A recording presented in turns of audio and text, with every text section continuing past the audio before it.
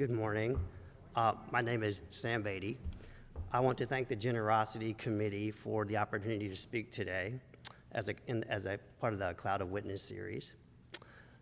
My wife Ellen Gilmore and I have been members of FCPC since the early 2000s when we adopted our son Daniel, who was baptized here and confirmed in this church. I feel very blessed that we are members here, and I'm so grateful to all of our past and present connections to this congregation, past FCPC pastors Tom Schmid, John Smoot, James Sledge, and of course Megan Close guiding us through our current transition, the leaders of the Seekers Adult Education class, teachers in Daniel's Sunday school classes, current and past deacons with whom I've served, and so many more members of this congregation. My Cloud of Witness story as a lifelong Presbyterian is a composite of the many people in my church life who have informed and continue to inform my ongoing spiritual life and journey.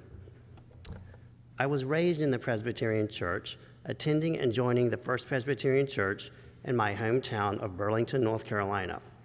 Both of my parents' families were Presbyterian for at least a generation, and prior generations were like a Protestant mixed salad of Lutherans, Baptists, Methodists, and the Christian church. I have very fond childhood and adolescent memories of Sunday school, vacation Bible school, church youth choir, and youth group thanks to the numerous adults, way too many to name, in my home church.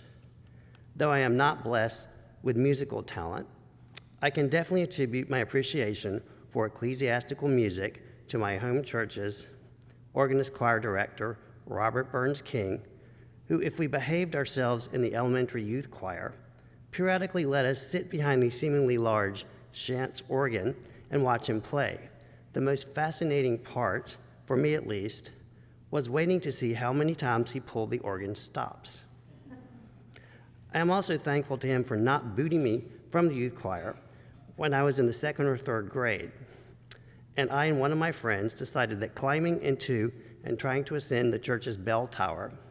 to see the bell was more interesting than being on time to practice that day. In high school,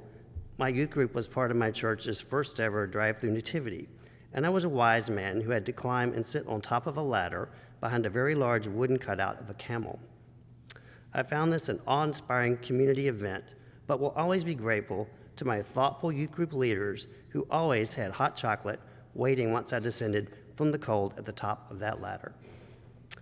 Boy Scouts was a big part of my church life too, and I'll always be grateful to the Scout leaders who helped guide me on the path to obtaining Eagle, and who always made sure we had awesome grits and scrambled eggs during all of our campouts. I could go on, as there are so many more witnesses in my journey, but in closing, I will say that I am thankful for all who have populated my journey to date.